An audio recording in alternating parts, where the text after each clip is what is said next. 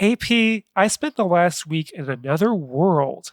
The only reason I came back is to deliver a message to you. We can find so much more happiness on the other side. The only way to get there is for us to grab a shovel and bury ourselves beneath the earth.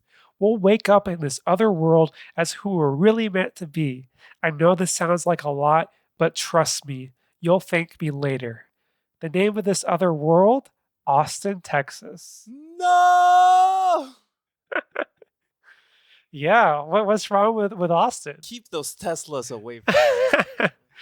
Yeah, I didn't really see a lot of Teslas in Austin, and usually, like, there's a lot of motorcycles because oftentimes the Rot Rally is the same time as my TV festival, but this time I think we avoided that. Yeah. And so I need to go into a grave to. To go to Austin, yeah. And so no. Yeah. No. I mean, yeah, I didn't fly to Austin. I literally dug myself into the ground and suddenly I was in Texas. Yeah, I was in your backyard and I did see a suspiciously pink. I saw a suspiciously pink hole Yeah. that's 6 feet under. So Yeah, and as you can see, after emerging from that hole, my hair has changed pink. So that's proof, right? True. Yeah, Yeah. you're all pink now. But yeah, to draw a connection between the TV festival I went to and what we're talking about today, Toby Huss is one of the people I saw at the festival. Do you know who he is? Does not ring a bell. So Toby I Huss, haven't met a Toby I didn't like though. Toby Huss, he was there for *Halt and Catch Fire*, but he also was already the strongest man in the world Hey. from The Adventures of Pete and Pete, which is a TV show that was an influence for the movie we're discussing this week, I Saw the TV Glow. So much so that the two main actors from Pete and Pete had cameos in this movie. I love that. I love a throwback like that.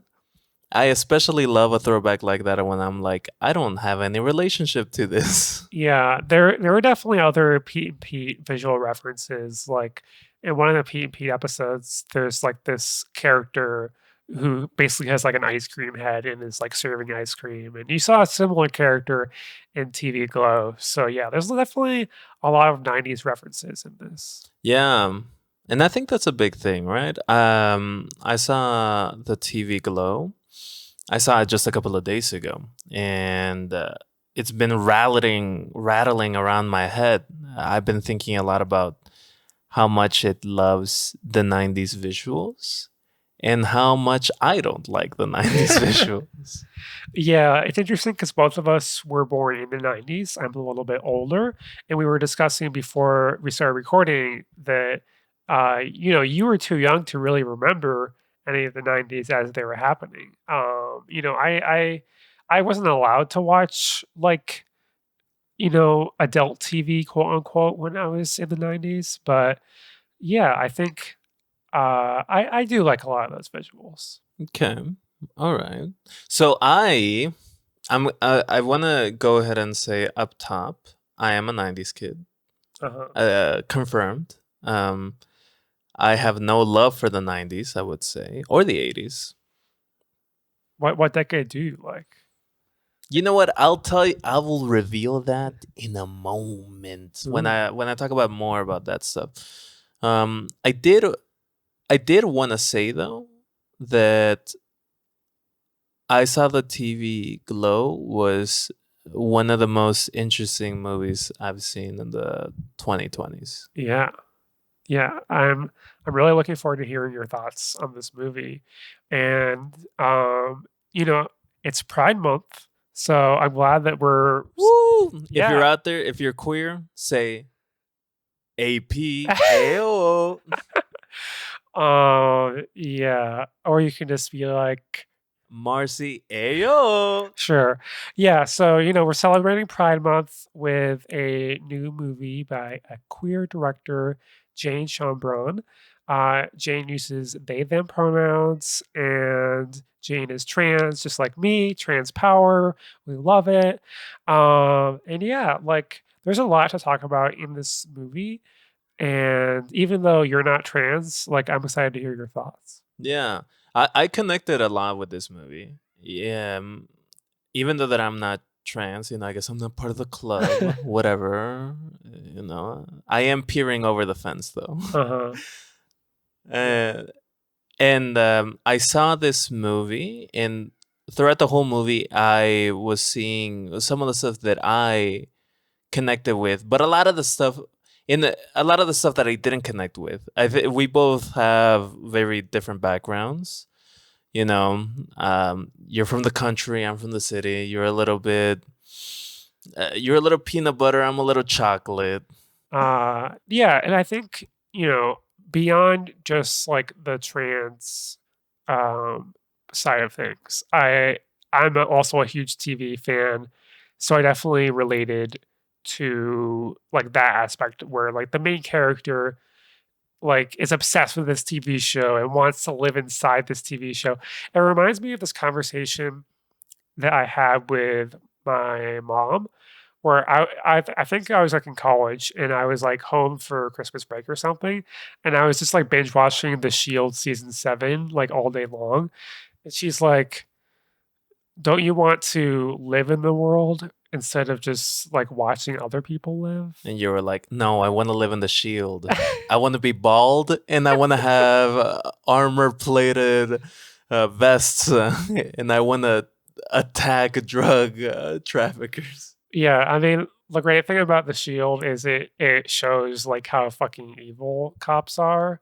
So I can still hang on to being a fan of it even as an abolitionist. But Look, it was a pro bald show, and I gotta give props to that. yeah, definitely a lot of bald men on TV. But we're getting a little off track, unless I feel like Mr. Melancholy. He likes bald people Look, too. there was a reveal of a shot of a character here where I gasped. So, but how about we start with a simple rundown of what I saw the TV Glow is about? Yeah, so this movie stars Justice Smith as Owen, and Owen is he's a little kid at the beginning of the movie. He's actually played by Ian Foreman at the beginning of the movie, and a lot of this movie is just kind of about um like his family life, and then like him meeting Maddie, played by Bridget Lundy Payne, and Maddie's a little bit older, and Maddie introduces this TV show, The Pink Opaque, to Owen, and like Owen becomes obsessed with it, and Maddie's like sending VHS tapes of The Pink Opaque so that Owen can catch up, and then And both of these characters are misfits. They're yeah, kind of like definitely, outsiders. definitely, yeah, like um Maddie is queer, and Owen definitely like has trouble socializing with other people. And this TV show is like really a way for them to bond. And Owen, we have the scene in the bleachers where like Owen is asked like, "Are you attracted to a woman?" And he's like, "Well, I'm interested in TV." Like that's Owen's sexuality at that point in the movie. Yeah, I love that. I love that scene. That Yeah. scene in the bleachers, loved it. Yeah, but pretty soon Manny disappears, and then Owen is kind of rudderless. His mom dies, and uh, his dad is played by Fred Durst and is an asshole. And that's the reveal. Like there's a moment where, and I guess we could talk about it a little bit more later on. But there was this shot of Fred Durst just laying in a couch, and I was just like, "What, Dr. Robotnik?" Yeah, I feel like Fred Durst is one of those things where I've like seen lots of headlines about him, but I've kind of avoided him, like avoid facing him head on. So this is kind of like one of my first real Fred Durst experiences. Same, same. And I think he plays. I think he could play an egg real well. Like in this case, we're not referring to Non-trans egg. Yeah. the trans egg. We're referring to an actual egg. Yeah, yeah, like something that comes out of a chicken Yeah. or a goose. So where the trans allegory really comes in is that there's these two characters on the Pink Opaque. One of them is played by Helena Howard, Isabel, and the other one is played by Lindsay Jordan from Snail Mail, Tara. And basically, Maddie comes back and like is basically like there's a scene where Maddie has this explanation to Owen about like what's really going on. And Maddie has this connection to Tara from the show, and it's implied also visually, even before this conversation, that Owen could have this connection with Isabel. And that's kind of like where the transness comes in, where um like is Owen's true self like is it Isabel? Like that's like the real question that's never definitively answered in this movie. There's definitely some ambiguity in it, but I definitely think you're supposed to view it as like Owen is struggling with who Owen is, and Owen feels a lot more joy, um, like in this when the character is connecting to this female character. Mm-hmm. So, yeah. Yeah, and the movie kind of follows Owen up to the middle age, and that's frankly where I want to leave it. Like, I don't want to give too detailed of a rundown here. You should go watch it. Yeah. It's still in theaters as of release, but definitely go watch it.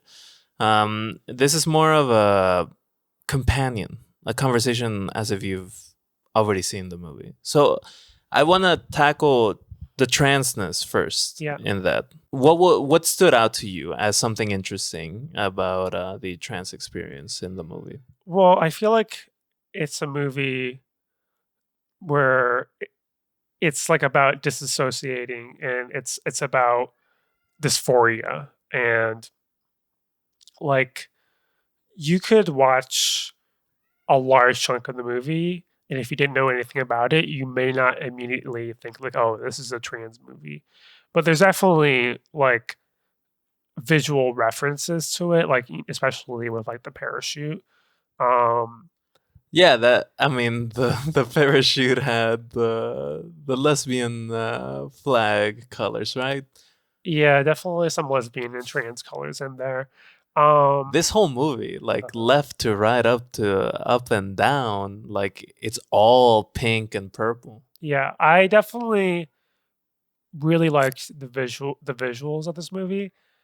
I'm not gonna bring down any other movies, but I'll say like there are some other movies I saw recently, some of them queer movies where I was like, you know what? I just wish it looked better visually. And then I saw this movie and I was like, this is what a damn movie looks like. Let's fucking go. This is what I need. So I really liked that. And yeah, I think that part of like my trans experience was like really, especially in 2020 when I was like trying to figure out what the hell was going on with me. A lot of it was just spent like on this couch that I'm literally on right now, just like trying to figure out what's going on with me internally. So I think I really appreciated that a lot of this movie like was able to portray that internal struggle in a way where it didn't just feel navel gazing. Yeah, and it did it in a couple of different ways, both kind of showing an interiority of Owen, but also using the tropes of television to kind of just provide the bedrock for this trans allegory. I think about the times where Owen just speaks directly into the camera, almost as if he just becomes this character from a 90s TV show, just telling you the plot to just kind of move it along a little bit. And part of that, it's just like, yeah, he Sometimes it's fascinating, sometimes it's real fucking sad. Yeah, that reminds me that when my family used to like use a camcorder, we used it like on special occasions, like Christmas and maybe birthdays, and I would always like break the fourth wall. I'd be like always talking to like my future self. So yeah, I definitely Just like a 4-year old you being very somberly looking up into a camera and saying, "Hello, Marcy." yeah, we definitely need to like edit all camcorder footage of young Marcy to make sure I don't detonate myself.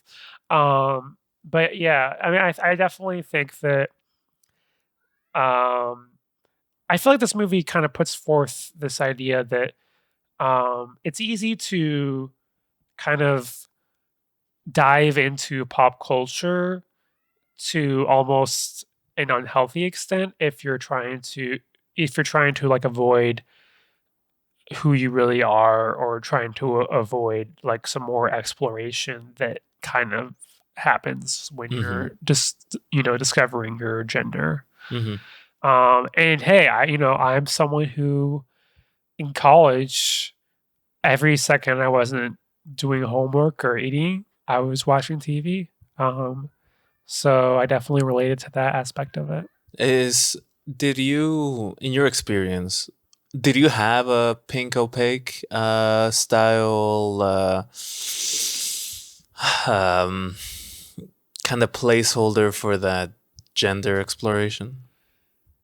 I don't think there's anything that's one to one, but I do think that you can look at Community, um, and the way that like that created this like community online for me, where like that kind of replaced any well, it replaced some of my needs for like socialization. And I think this also does connect to Schönbrun's previous movie, We're All Going to the World's Fair, which is more about like engaging with people over the internet. But I yeah. I imagine you sitting there watching Community and being like, Chevy Chase sees me because he's a bigot. Yeah. It's interesting because I feel like Abe was the character I related to the most. And so obviously it's not a one to one of like, oh, I related to this female character and I thought about becoming her. I feel like I didn't really have as much of that. I think more of that happened after I figured out my gender, where I had this euphoric experience of rewatching Freaks and Geeks, and the second time around, I related so much more to Lindsay than I did to like the male geeks, and that just felt really good. Another show I've never seen. Um, One of the things that I saw a bunch of interviews with Jane, and they mentioned that this is kind of a trilogy. They're making a trilogy. And the first one was We're All Going to the World's Fair, which in this interview that I saw, they kind of declared it as the movie for the dysphoria of transness. And this one is the kind of like the egg cracking moment yeah. of transness. And that seemed throughout. And I would love to hear more about how you saw Owen's journey from like kind of like a wimpy, put upon, kind of well neglected kid, um, all the way up to well where we see where at least I believe is his egg cracking moment in the bathroom of a Dave and Buster's. Yeah, it's interesting because I was not expecting that time jump at the very end. And I know that some people have been a little bit confused about like, wait a minute, why is Justice Smith playing this character who's like decades older? But I think it really works in the way of like someone not feeling comfortable in the body that they have, and that there's like the fact that it's weird, I feel like is a feature, not a bug. Um, but yeah, like okay, we are kind of getting into the end of the movie here, so warning about that. But yeah, like the moment where Owen, they're having the birthday party, and then Owen just kind of screams, and like time freezes. No one's really reacting. And then that moment in the bathroom. I love that moment in the bathroom where like Owen's body, there's like basically like a TP static inside Owen's body. Um and yeah, I mean I think that like I really do like the ambiguity of it where it's not just like Owen's like, wait a minute, this is my name, blah blah blah. Um like there's that like graffiti earlier in the movie that's like it's not too late. There And is still time. yeah, there's still time. Um And that was when Owen went through the 8-year jump. uh-huh. So yeah, I liked that the ending was like chilling and that it wasn't like a oh well they've finally figured it out and everything's gonna be good now. I liked leaving the movie where it's not just like a bow tied around everything. Yeah. Because it's supposed to be sloppy. It's supposed to be messy. It's Uh, not a reflection of reality, but more of a mental, emotional state. yeah, I mean, maybe Jane Schoenbrun is some sort of TV hybrid, and this is their way of telling us. But yeah, I don't think it's supposed to be like literal. Um, yeah, although actually, I wouldn't be surprised if I like open myself up and I was made of it. There's like a TV inside me. Hmm. Like that could definitely be a thing. Hmm. That's like that's how we're actually trans. Is that like we're all gonna turn into like Appliances? appliances? Yeah, exactly. Uh, I um, I think I'd be a deep fryer Yeah, I can see that. But because I bring so much joy to the world, right? of course, of course. What Because I else? make some mean fries. Are we talking curly fries here? Are we talking waffle fries, the classic kind? I don't discriminate. Like everybody's invited to this party. You know, you love sauce? I got the waffle fries for you. You like the pure. You're a purist. I got those straight cut fries for you, baby. Good. I got all of it. Yeah. I'm not really the biggest like sweet potato fries person, but yeah, someone else can Let eat me make those. you some nice aioli to go with that sweet potato fries, and I'll have you barking. Yep. AP is making everyone bark Pride Month. um, I really like the character Maddie. Yeah. I like how she is a little bit of a. She plays this character. She's almost the sponge of suffering and the pain, and almost the kind of the icebreaker ship for maybe the internal queerness of Owen, as she is literally a couple of years older. There's also these like very tropey things that go on in her story, down to literally saying this town will kill me. Like I gotta pack up and I gotta go to Phoenix. You know, the mecca for all the queer and trans people in America. Yeah, definitely feels like a case where, I mean, hey, I say tropey stuff too, because like we all absorb stuff from TV and movies and regurgitate it. So I think that fits with the theme. Yeah. Yeah, and I think that is the point. And I think that's why there's like a couple of like I'm not gonna say throwaway lines as much as like yeah I'll say throwaway lines where we get a glimpse of the horror of it. She mentions being abused by her parents or neglected by her parents, both both parents figure there, and there's also this there's in the bleacher scene, like she has a little bit of a outburst. It's like her best friend, the one that used to watch the Pink Opaque with her every Saturday night at 10:30 p.m., making list of boys. She just has this line, this outburst. It says, "Oh, it was her lifelong dream to join the cheer squad in 11th grade." It's almost as if like, yeah, she is the sponge of all of the very familiar pain that people go through. Yeah, I think Nomi is the sponge of our podcast. Yeah, Maddie's definitely a great character, and I think that when she returns, like she definitely like shifts the tone of the movie. And I think that her monologue, it might be like the best acting in the movie. And yeah, like what you said about it.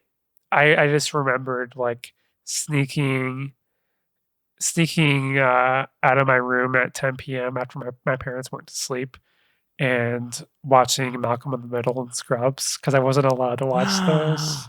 What? Rebel. Oh Yeah. my god. I didn't know I had a criminal as a co-host. Yeah, which it kind of feels like I don't know, like living in a world where Zach Braff and like Bryan Cranston wearing tidy whities are like the peak of what you're not allowed to watch. So one of the things that I liked about that scene at the bar is Maddy, the actor, being Bridget Lundy Payne. Yeah. Maddy's going in this tirade about being stuck and seeing time just fly by and not feeling disconnected with reality, because in her mind she was in the Pink Opaque for the last 8 years. And I don't know if you notice this, but like when she was going in that like monologue, her eyes were so dilated. Yeah, we're doing an eye cast right now. I feel like when I do plan on eventually rewatching this movie when I'm high, and I think I'll definitely fixate on those types of details when I do that. I was under the influence. I did have mozzarella sticks, so yeah, I was in an altered state myself. Yeah. Yeah, I think her physical performance is really good. And I think it contrasts well with Justice Smith's performance, where at that point, like, she feels very in control of her body. Well, I feel like like Justice isn't. Like Justice does like a lot of slouching, and I especially appreciate like how Justice Smith speaks in this movie because you could definitely tell that he's like almost struggling to get the words out, and I feel like it definitely relates to that trans thing of like not knowing exactly like who you even are. And yeah, I was like, damn, Justice Smith might be better at voice training than I am. I saw his reasoning behind that kind of high and tight voice choice, and it was because he's a big fan of Boogie Nights and Julianne Moore's voice in it, and that's where he kind of got that inspiration. Yeah, but it really, he does really body this like sense of awkwardness and like high strongness, but also kind of just someone who is just being taken by the waves of life. Yeah. So I'm really glad that we're talking about the scene at the bar because we're actually going to be talking a lot about music, but I know that there's a little bit we want to cover before we get there. AP has his manifesto that he wants to get to. Yes, I am. I love to write manifestos. Look, I have a question for you. What's your relationship to nostalgia? Nostalgia. I mean, I feel like I have both a positive and a negative relationship to it where I can see how nostalgia has poisoned a lot of our culture where we're getting a lot of the same stuff over and over again. And at the same time, I really enjoy listening to the albums that I liked when I was in high school. My REM, my U2, my okay, this is where I make sure that Your Wilco, Wilco, my Coldplay, my Guster. your yellow card, I I never got onto Yellow Card, but yeah. your American grammar. I don't even know if that's a one, but So yeah, I mean, I think like with with nostalgia, it's like as long as I can tell that it's poisoning me, but it tastes good. it's a good type of poison. Yeah, It's like me looking at the third tequila shot at the night, and I'm like, it's poison. It's actual and literal poison, but I need it. yeah. I mean, I feel like Malort is definitely poison. Like we're definitely every shot of Malort we take, we get closer to death. Isn't that and isn't that beautiful? So I fucking hate nostalgia. Yeah, I have no relationship to nostalgia. I don't think about the past as being better. And a big part of our kind of like topic here on the podcast is just seeing how much things have or haven't changed. And I have no sense of nostalgia for the 90s or the 2000s or the 2010s. Mainly because like I like new things. So even watching this and seeing how like nostalgia is a big part of this movie, I realized that I don't have the thing that a lot of people have. Like I don't have a comfort show. I'm not like Owen. I don't have a Pink Opaque that I've rewatched a bunch of times. And I also and I've never really been confronted with the idea of like, oh, now seeing this show that I liked or movie that I really liked as a kid, looking at it now with a fully built out frontal cortex, like now it's a cheesy and now it feels a little like embarrassing to have liked it. I've never had that. yeah, and of course that whole like feeling is best exemplified in the scene where Owen rewatches A Pink Opaque once Owen's older, and it looks a lot cornier. Like, when you see these like teenage actors and you're older than them, it hits a lot different. Yeah, and like in the movie changes physical actors in the younger version of Pink Opaque. They're played by like I don't know adults or like definitely like I don't know people in their like late teens, early 20s, something like that. And then when Owen is rewatching it in 2010, uh, it's like young teenagers or preteens that are playing these characters. Yeah. And I think we can start bringing in uh, some of our supplementary media into this conversation because we'll be talking about both Buffy and Twin Peaks in this episode. And Buffy is a very obvious influence in the movie, specifically with the Pink Opaque. There's a few different 90s shows that I think that this is drawing from and that Jane has themselves referenced. And a lot of people loved Buffy in the 90s, and there's still a lot of love for the show, which I think you can definitely see in the movie. But at the same time, the show has been tainted partially by Joss Whedon being a piece of shit. Also, Um, some of the actors are a little yeah, the a actor little who funny. plays Xander has definitely done some pretty bad stuff. Um, and yeah, there's probably a few other ones too. But the show itself was something that something that you connected with much later on, right? Yeah, I didn't get into Buffy until I was a senior in high school because I wasn't allowed to watch it until then. I wasn't allowed to watch any quote unquote adult TV until that year. You had your bedtime at 10:15 p.m. Like I think before that year, my bedtime was what was it? It was either like 7:15 or 8:15. And maybe I could stay up longer if I had homework. But then like my bedtime went to like 10 p.m. I think senior year. But anyway, yeah, I didn't get it. It was funny because my friends watched Buffy and they would like talk about it at school, but I wasn't allowed to watch it. And then like I watched it in high school, senior year, and then college.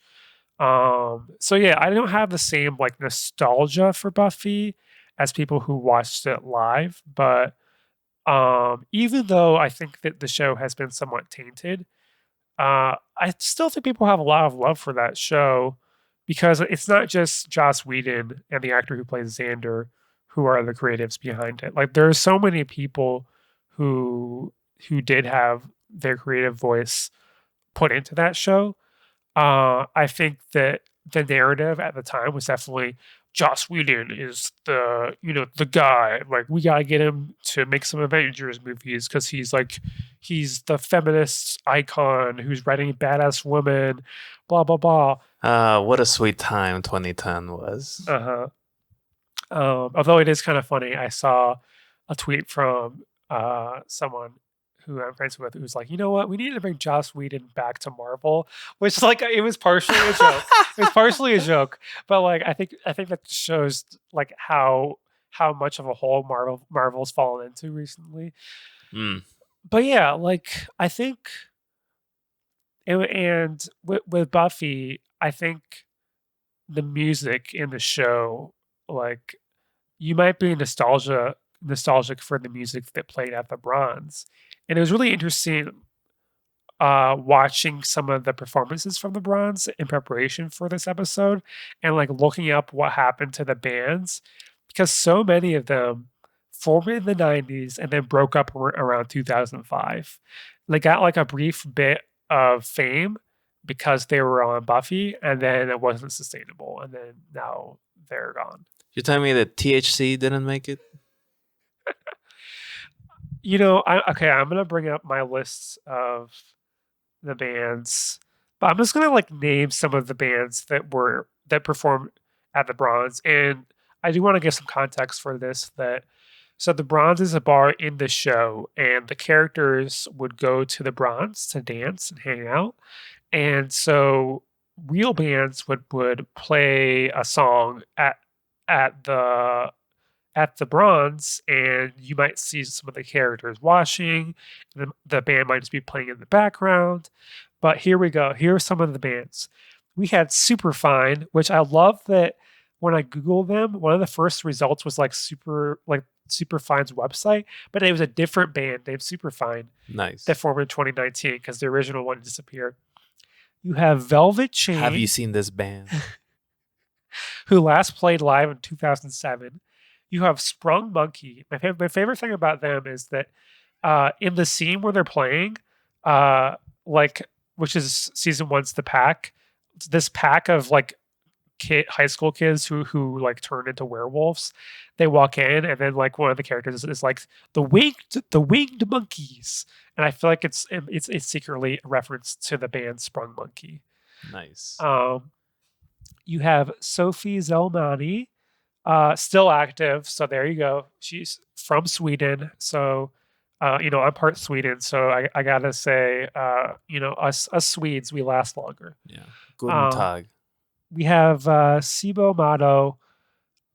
I really liked watching this performance. This is like the one where Buffy and Xander are dancing sensually, and Angel and Willow are like, "What the fuck?"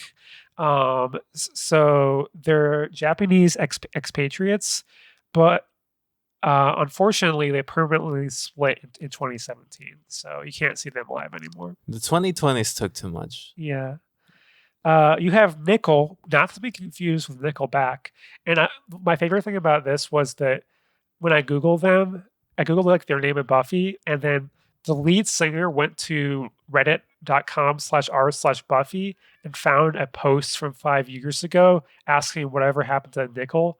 And he's like, yeah, we fizzled out, but I had a few solo things after that. Huh. So yeah, it was like at first I was like, wait, is this like an Ask Me Anything where they only got 7 comments? But You know, and to bring it back to ISOTV Glow, this kind of like nostalgic view of like bands coming in to play a little gig in Buffy like was seen in ISOTV Glow with 2 musical artists.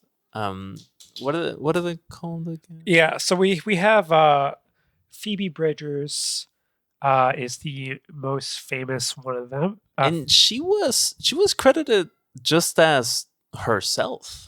So that's like Phoebe Bridgers exists in I Saw TV Glow just as her. Yeah, I mean, it is kind of funny because like 2004, as a full grown adult. Yeah, Phoebe Bridgers, I think she's timeless, she's immortal, etc.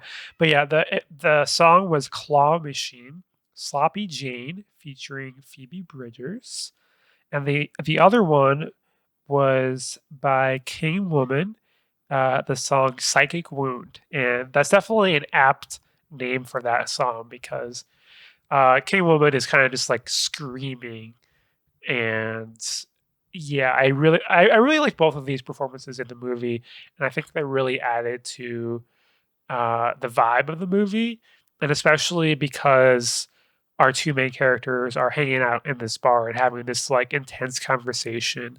It just added to it just added to the intensity of everything that was happening. Yeah, and that bar is such a bar. Like it reminded me of The Empty Bottle. Not 1-to-1, but it just reminded me of that, of like this storied like venue here in Chicago that has a main stage and like people play, and but I really like that scene, and I kind of like this like throwback to just a little bit of a musical kind of number in a movie that isn't exactly a musical. And I saw people did not like that. I looked up some reviews, and people felt like it just kind of altered the energy a little bit. It kind of halted the plot. But it felt so 90s to me. It felt so 90s to me that I brought my own list of 90s media that I saw when I was a 90s kid. Wait, I don't know. I brought this list. So I saw this movie when I was real young. I had the exact opposite parents that you had. I just kind of watched whatever. I watched this movie called Idle Hands. You ever seen it? No. It's got Seth Green in it. Oh, Seth Green connection. Buffy. Yeah. This came out in 1999, and it was just about this demonic hand possesses Seth Green, and a whole bunch of hijinks and stuff comes along. But in it, the Offspring play a cover of the Ramones' "I Want to Be Sedated," and my mind immediately went to that as I was watching the movie. But also, like, another movie is Not Another Teen Movie. You ever seen that? I have seen that, yes. So, like, there's a scene where another connection here. I forget the guy's name, but Ted from How I Met Your Mother. Okay, yeah, that who guy. has Willow's actor is also in that. Yep. There was only 20 actors in the 90s, and they all knew each other. In that movie, Not Another Teen Movie, they had Good Charlotte playing, which is not a band I like per se, but that was such a throwback. So the people that were like moaning about, oh, it kind of changed the whatever, it was fun seeing this nostalgic, if I dare, pastiche of a musical number in a normal teen movie. Yeah, and Jane Schoenbrun has talked about how when they were uh, curating the the music to be in this movie, they were trying to like create a '90s album that never existed. And I think one of my favorite examples is the cover of Anthems for a 17-Year-Old Girl by Yule. And that's a cover of a Broken Social Scene song, but it's like so much glitchier in this movie. And I feel like it immediately kind of sets the tone because like there's nostalgia in that song, but there's also like transness in the song, and it's also kind of like distorting all of it. Mm-hmm. So yeah. In the, I think it was the Caroline Polachek song "Star Burns" and "Unkissed." I think that was playing when Owen was walking around the high school to the dark room, Uh-huh. with all the writing and all the kind of like emotional backstory of how Owen is being kind of cared for by Maddy and her taping the Pink Opaque for him. And it was nice. It was nice, frankly, not because I'm nostalgic for that, but it was nice because it was a choice. And it was well put together. Yeah, it's really interesting comparing like the list of artists on this movie versus the list of artists in Buffy, where like a lot of these artists, I mean, I think the word curated, which Jane Schoenbrun used, it makes sense. Like they even admitted that they kind of just like went on Pitchfork to like figure out a lot of the artists that they want, which I kind of relate to. Um, Then where is Jeff Rosenstock? that's a good question. That's a good question. Um, now Where is my gentrified poet? I also want to see like someone Photoshop Jeff Rosenstock into the bronze. Yeah. He could sing his song about ghosts. It would fit with the show. They want you to be a ghost. Yeah, exactly. But yeah, like you got Barty Strange in here. You got Proper, which is a band I hadn't heard of, but then I like looked them up and read an interview where they're talking about like how much the pandemic sucked and how people they know with 1 million Spotify listeners had to like start working for a gas station during the pandemic. And I'm like, yeah, well, I love how class conscious a lot of the artists on this are. Like, can you imagine getting the same thing from like Seth Green's Dingoes band from Buffy? Uh you know what? I would love that for the to exist, but Seth Green could never. Yeah, Mr. Robot Chicken could never. Mr. I need a billion different nerdy properties to make my own. yeah, but speaking of things that Mr. Chris from Family Guy. people, Mr. Ginger representation. I think When are we gonna get April, that, huh? When are we April. gonna get the ginger month, huh? I'm leaving you on this island to die. Um, um, okay, speaking of things that other people are nostalgic about, Twin Peaks. So obviously Which another is another show I've never seen. Yeah.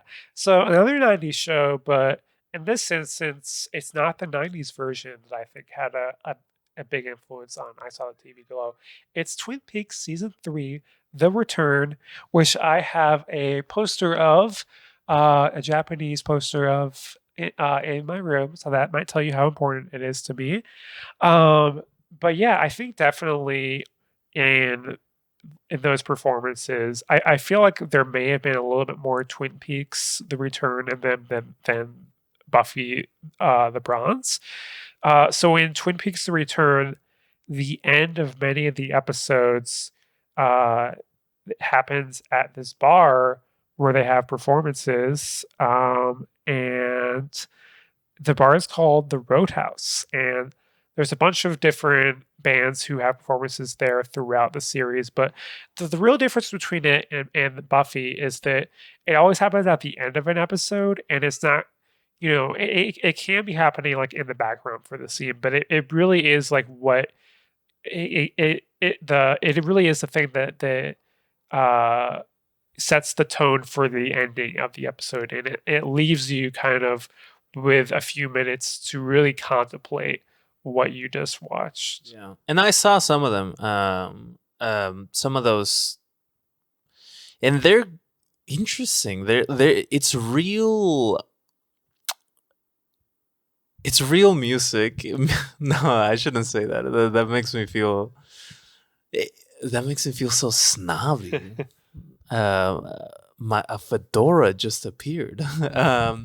It felt like music that was going for atmosphere, energy, and vibe versus a kind of like a hook that requires you to have a connection to it. Like, it wasn't the needle drop moment. It was always a like frosting put on the cake of the episode. Yeah, I think you can definitely see that in the chromatics performances. You have the scene that recently went viral again, of James was always cool, and then it leads into the chromatics playing. I think like the one that sticks in my mind the most is the Nine Inch Nails performance. And of course, this happens at the end of arguably the most iconic episode in Twin Peaks: The Return, episode 8. That's the one with the atomic bomb. And then you get this Nine Inch Nails performance, and the song that they sing is And AP will edit out. and the announcer just comes on and says it directly. This is the Nine Inch Nails. Yeah. So much like Phoebe Bridgers is like in 2004 in some suburban town bar just playing some gig. Nine Inch Nails is also at the Roadhouse somewhere in the Pacific Northwest. Yeah, and the song's called "She's Gone Away," and I definitely think like that announcer, like literally saying the Nine Inch Nails, it kind of was important because that episode was such a mind fuck that you almost needed that like second to ground you of like what the fuck am I even seeing? Um, but I also like that this connects us to another queer movie that came out recently, Challengers, because Trent Reznor and Atticus Ross of the band Nine Inch Nails, they made the soundtrack to Challengers. And that soundtrack is very different than the I Saw the TV Glow soundtrack. It's you're getting like that. It's like I can't even do it. But okay, Just very industrial, very very heavy. I haven't seen Challenge. compress, repress. Also, there's like a remix of the Challengers album that I like a lot. So I definitely recommend that. But yeah, I love that these are all like connected to each other. And it also makes me think about how with I Saw the TV Glow, a lot of the things that had an influence on it, like they weren't like 100% queer. It's like Buffy, sure you have Willow and Tara, but like it's not like when you think of like, oh, I'm gonna watch Buffy and it's okay, I'll say this. There's a lot of gay shit in Buffy, but Say a it, lot of bitch. it's Say it. a lot of it just because it's like campy, you know what I mean? But I feel like the a lot of the movies we're getting now are more explicitly queer, more explicitly trans, and it makes me look forward to what are these movies going to influence? Like 20 to 30 years from now, someone might have some nostalgia for I Saw the TV Glow and make a movie that was influenced by that. What's that going to look like? That's kind of the fucked up thing about nostalgia. So you don't get to decide what like you become nostalgic for. And yeah, it does make me wonder, who's gonna be nostalgic for, I don't know, Eddie Redmayne Oh god. being playing a trans character, or and I say this with a pit in my stomach. Who's gonna be nostalgic for pickleball? Oh wow. Like, there will be people that will be nostalgic for this thing, Uh-huh.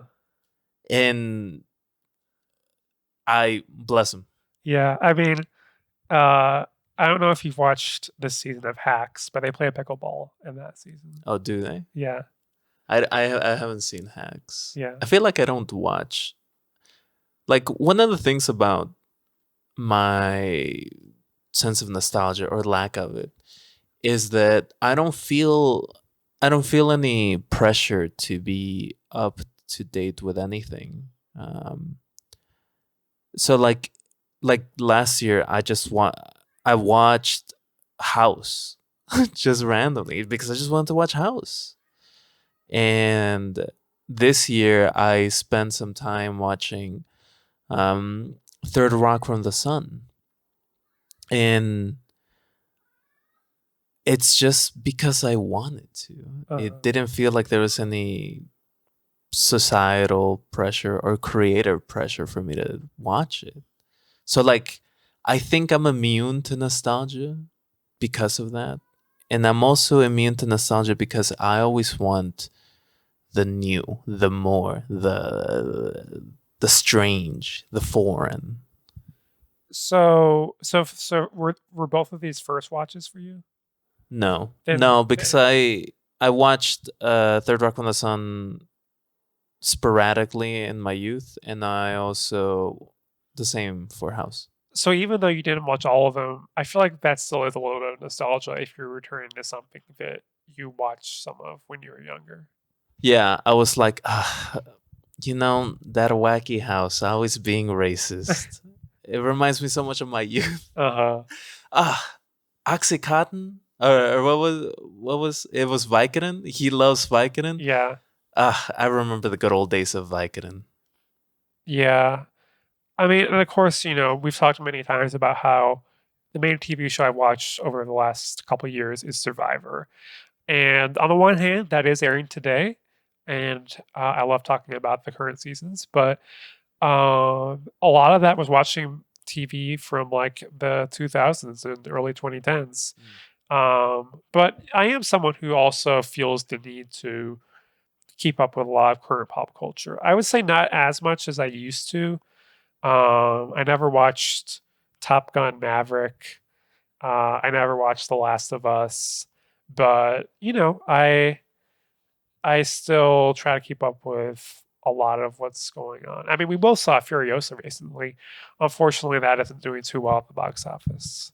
Yeah, but it's it's it's not something I've ever really explored. But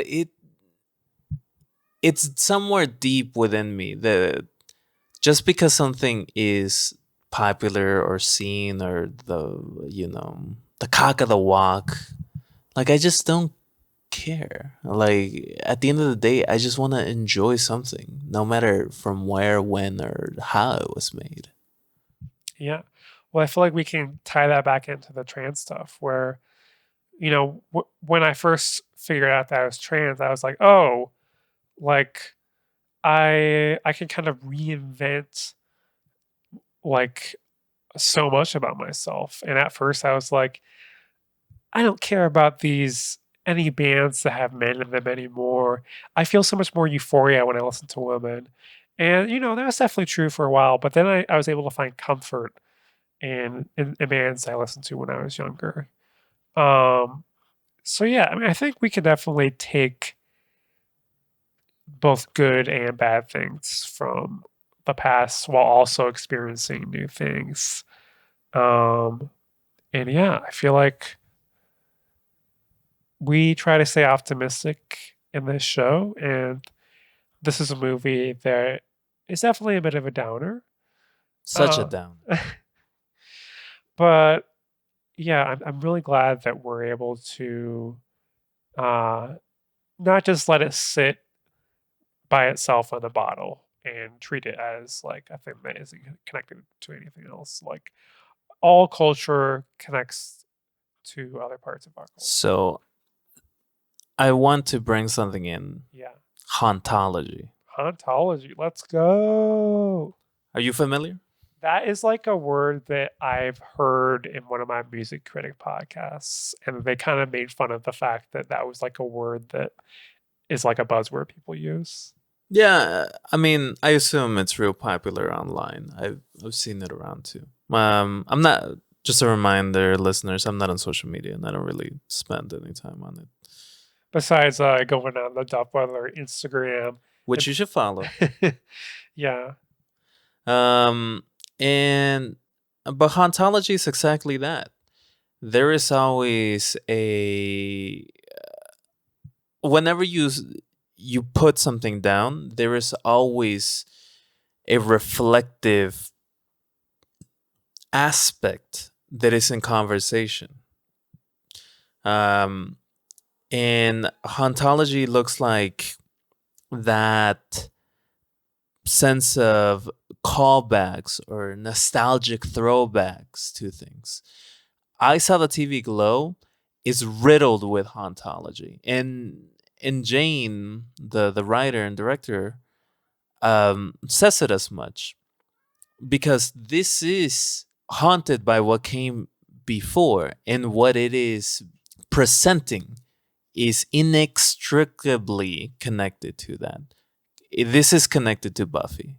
There wouldn't be a I Saw the TV Glow without Buffy, but there wouldn't also be any culture without it. There's this leftist philosopher, Mark Fisher.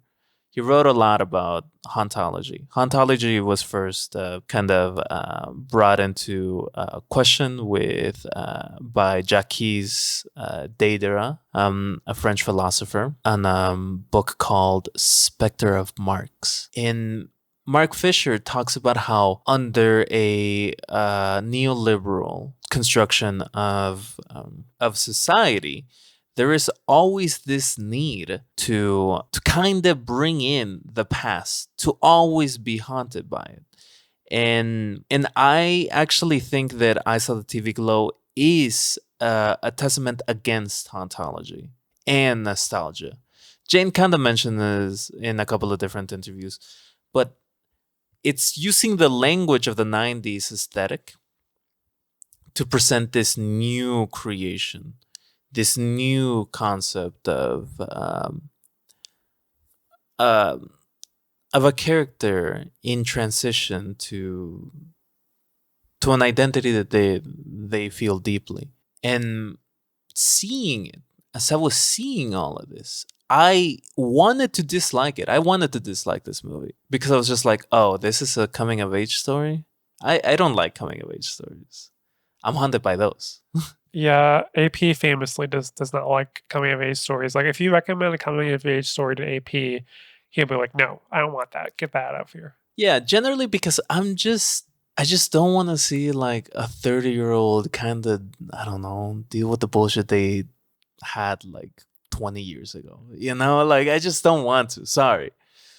And as the movie was progressing, I realized more and more that this isn't seeing the past with, lesbian colored glasses here. It was seeing it as a trap.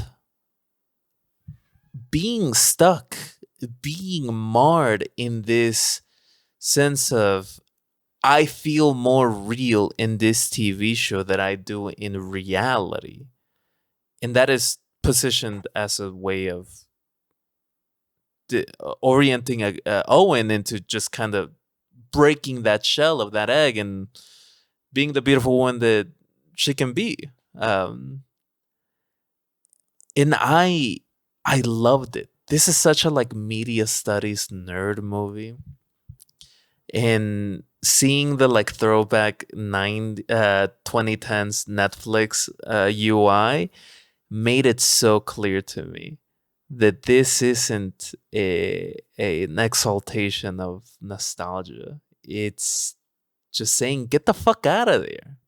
Just go. Leave that bullshit behind. There is a life to live, and it's worth living. Yeah, you can definitely see that in the scene I referenced earlier, the one where Owen finds like the static within his body.